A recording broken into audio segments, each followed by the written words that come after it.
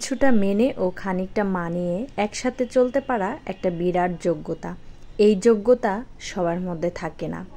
জীবনে চলার পথে পরিবার, বন্ধু বান্ধব, আত্মীয় স্বজন, সমাজ, কলেজ মেট, ইউনিভার্সিটি মেট, অফিস কলিগ, বিজনেসমেট, নিজের প্রতিষ্ঠানের সহকর্মী, ভিন্ন কাজের টিম সবাইকে দরকার হয়।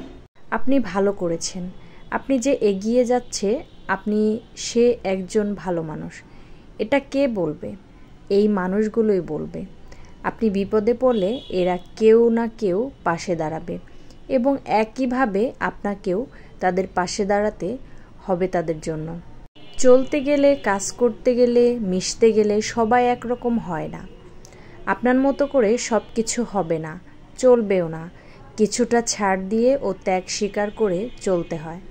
বড়দেরকে একটু বেশি ছাড় দিতে হয়। কিছুটা মেনেও খানিকটা মানিয়ে একসাথে চলতে পারায় একটা বিরাট শক্তি। আমরা কিন্তু কখনোই ছাড় দিতে পছন্দ করি না। ম্যাক্সিমামই মানুষ দেখবেন ছাড় দিতে চায় না কোনো কিছুতে। কেন? একটু এভাবে চিন্তা করুন না, সুন্দর করে একটু ছাড় দিয়ে দেখুনই না আপনার জীবনের মোড়টা কোথায় ঘুরে দাঁড়ায়। একটু ছাড় দিলে অনেক কিছু সমাধান হয়ে যায়। আসলে আমাদের কি দোষ? আমরা তো জন্ম থেকেই এটা শিখি নাই। আমরা জন্ম থেকেই শুধু ভোগ করতেই শিখেছি, শুধু মানুষেরটা আত্মসাৎ করতেই শিখেছি। আমরা কি কখনো ছাড় দিতে শিখেছি? কেউ একটা গালি দিল, তাকে 2টা গালি দিয়ে উল্টা চড়থাপুর দিয়ে চলে আসলাম। ওইখানে একটা গালি শুনে যদি আমরা ছাড় দিয়ে চলে আসতাম, তাহলে বুঝতে পারতাম যে আমার কতটা যোগ্যতা আছে। আসলে এই ধরনের কথাবার্তা বলেও লাভ নেই, কারণ সবাই সব কিছু বুঝবে না এবং করবেও না। মানুষ আসলে এক অন্যরকম প্রাণী, যে হচ্ছে নিজের ইচ্ছা মতো চলতে পছন্দ করে। আপনার আশেপাশে একজন মানুষ আছে যারা অকারণে প্রতিনিয়ত আপনাকে ছোট বা অপমান করার চেষ্টা করবে। ব্যক্তিগত ক্ষুদ্র লাভের জন্য এরা যে কোন মুহূর্তে নেগেটিভ আচরণ করে ভুলে যাওয়ার বিগত দিনের আপনি তার জন্য কি করেছেন। এরা সারাক্ষণ সুযোগের অপেক্ষায় থাকে, কখন খোঁচাটা মারবে। তাতে নিজে কি বড় হতে পারে? না, এরা আরও ক্ষুদ্র থেকে ক্ষুদ্রতর হয়ে যায়। একসময় ভয়ানক একা হয়ে যায়। এটাকে মানসিক রোগও বলা যেতে পারে, কারণ সে কারো কোনো কিছুতেই পজিটিভ খুঁজে খুঁজে বের করতে চায় না এবং পজিটিভলি চিন্তা করতে পারে না। এরা পৃথিবীর কাউকে বিশ্বাস করে না, সুখী হওয়ার চেষ্টা করে কিন্তু সুখ পায় না। বাধা হয়ে দাঁড়ানোটাই তার হচ্ছে খোঁচা মারার স্বভাব। আপনি যদি এর ভুক্তভোগী হয়ে থাকেন, এদেরকে এড়িয়ে চলুন এবং এদের থেকে বহু দূরে থাকুন।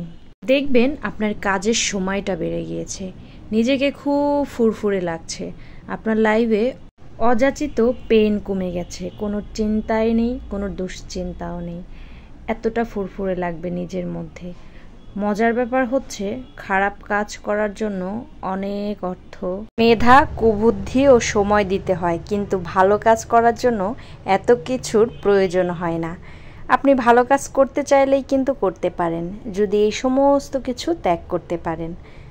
কারোই সাহস নেই এটা ঘোষণা দিয়ে বলা যে আমি একজন নেগেটিভ বা খারাপ মানুষ।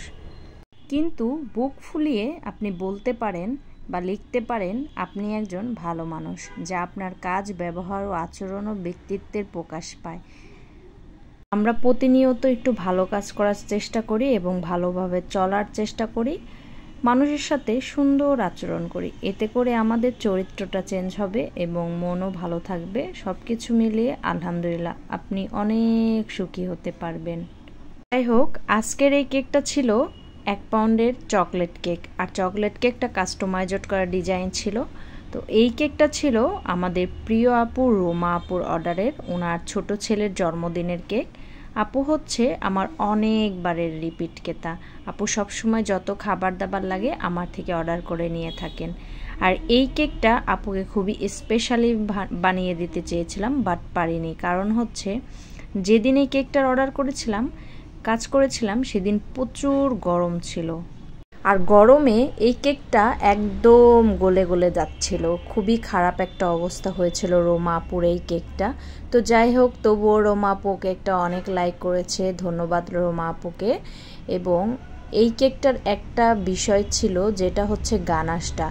এই যে চকলেট গানাশটা আমি উপরে দিয়েছি, হোয়াইট চকলেট গানাশটা কালারিং করে দিয়েছিলাম, এই চকলেট গানাশটা এতটাই গরম ছিল যে কোনোভাবে আমি সেট করতে পারছিলাম না, ফ্রিজে রেখেও সেট করতে পারছিলাম না। একদম বাটার ছেড়ে দিচ্ছিল, গলে গলে পড়ছিল, খুবই বাজে একটা অবস্থা হয়েছিল। কেকটা দেখে আমার অনেক খারাপ লেগেছিল। তো যাই হোক, তবুও পারফেক্টলিভাবে তৈরি করে রোমা আপুর ছেলের জন্মদিনে পাঠিয়ে দিয়েছিলাম। তো এখানে কিছু ফন্ডেন্টের ডিজাইনও করেছিলাম হালকা পাতলা, যাতে করে কেকটা একটু অন্যরকম লাগে। আসলে বানাতে চেয়েছিলাম এক ডিজাইন, হয়ে গিয়েছে আর এক ডিজাইন। একটাই কারণ, গরমে হচ্ছে কাজটাই নষ্ট হয়ে গিয়েছে, পরে মন মাইন্ডও নষ্ট হয়ে গিয়েছিল, যার কারণে মনটা দিয়ে কাজটা করতে পারিনি। ধন্যবাদ সবাইকে।